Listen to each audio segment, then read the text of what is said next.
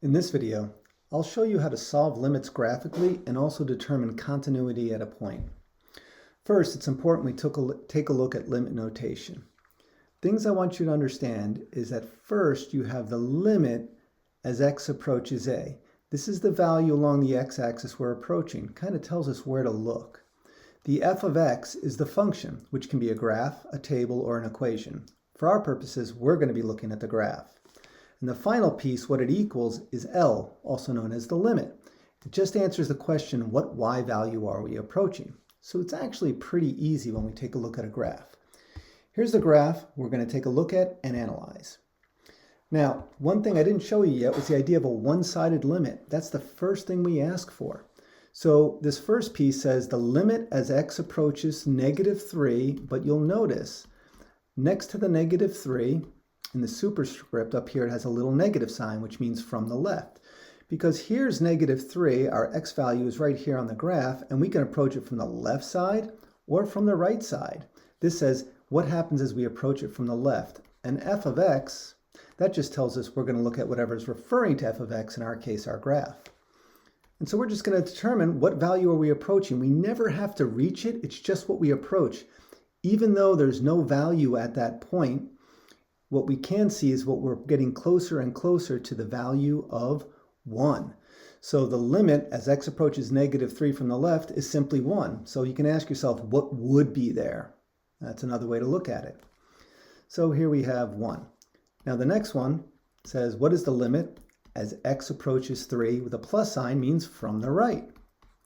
All right, so from the right, here's -3. The right would be over here. I'm approaching from the right, and I'm getting closer and closer, and I actually reach it, but again, it doesn't matter, but it is helpful. So we see that we're approaching -1. And the last question says, what is the limit just as x approaches 3?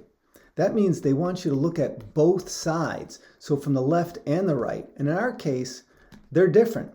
And if the limit from the left is different from the limit from the right, the limit at that point, also known as the two-sided limit, does not exist. And a lot of times we'll just put D, N, E. Now another thing you'll notice, you can see visually that there's a big gap in between here. So there's actually what we call a jump. So it's not continuous. The idea of continuity means I can draw the graph without lifting my pen, and clearly I have to jump here. So this continuity is called a jump discontinuity. And whenever the limit does not exist, it cannot be continuous. And we'll identify that once we have a better example. Next up, we're going to look at the limit as x approaches -2.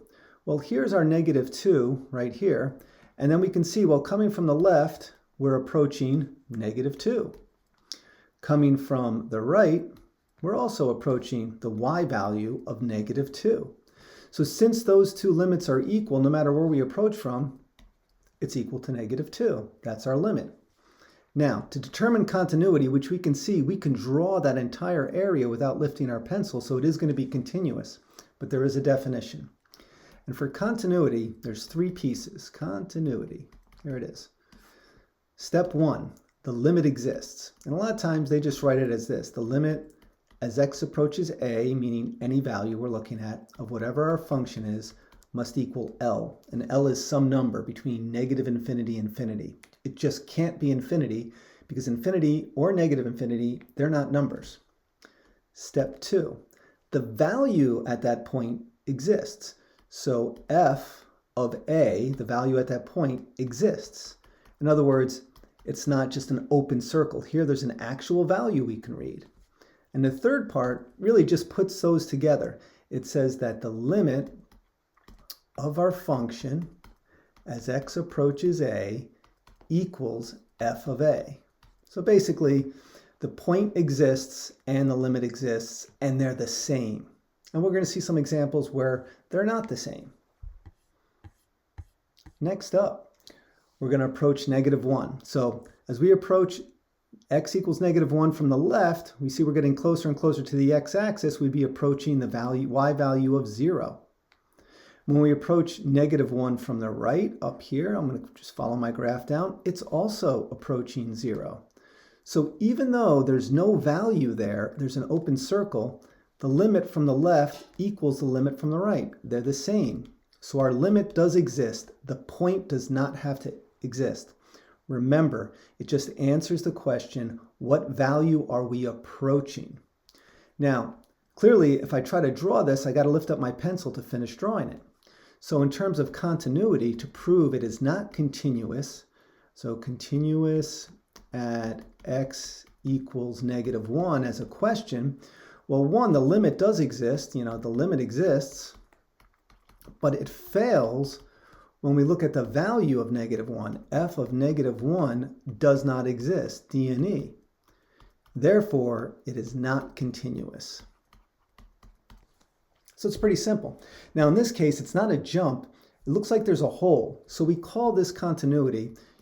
Generally, we just like to say a hole, but it's as though someone removed a little piece. So we also call this a removable discontinuity. And I'll just abbreviate for now. All right, so now we're going to approach 0.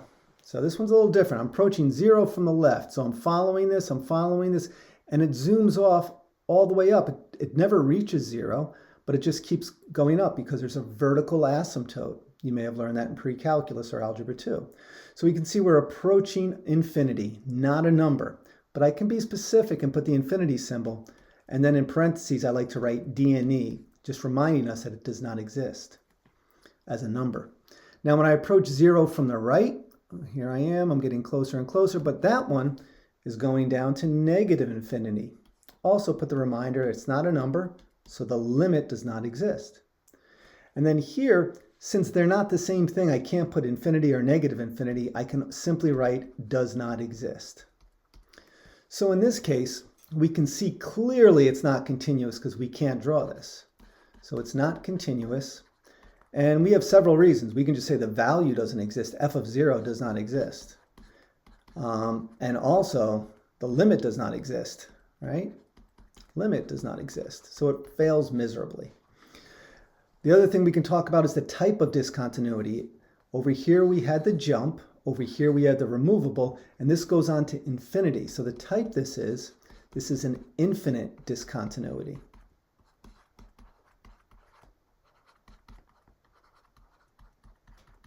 All right, so that's our third type of discontinuity. All right, so here's a nice one. No points drawn or anything, but we're approaching the x value of 1, which is right here. And something to notice, if the value at that point is 1 and it looks continuous, and it is continuous, that's always going to be our answer. So at 1, coming from the left, it approaches and is 0. From the right, it approaches and is 0. So the actual value and the limit and the continuity shows us that the limit will also be 0 because they're the same. So this is definitely continuous at x equals 1.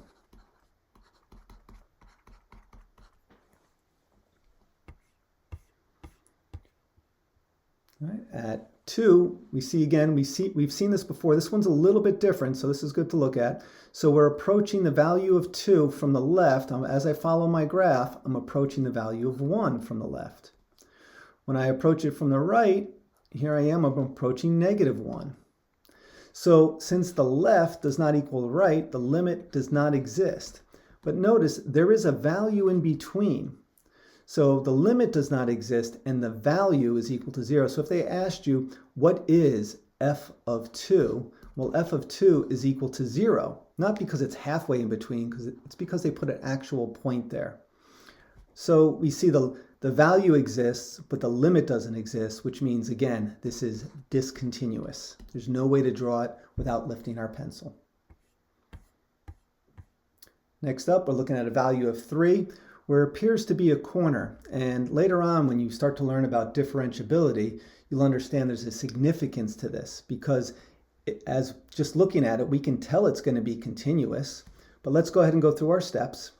So as we approach 3 from the left, we're approaching -2 as a y value. As we approach 3 from the right, again, the y value we're approaching is -2. And at that point, and what we're approaching from both sides is -2. So again, we are continuous at x equals 3. So now we're going to take a look at something a little different. Instead of approaching a point, we're going to approach negative and positive infinity. So negative infinity means how far I'm going. When I go to the left, what y value I'm approaching. And you can see here we have what's called a horizontal asymptote. And that value it's leveling off at, never reaching, is 3. Okay? Now when we go to the right-hand side of the graph, and we just go approach infinity, we can see this continues up and it's without bound. There's no solution for a single point. So we say that approaches infinity. So our conclusion here is there is a horizontal asymptote. And that's actually what limits at plus and minus infinity are, horizontal asymptotes.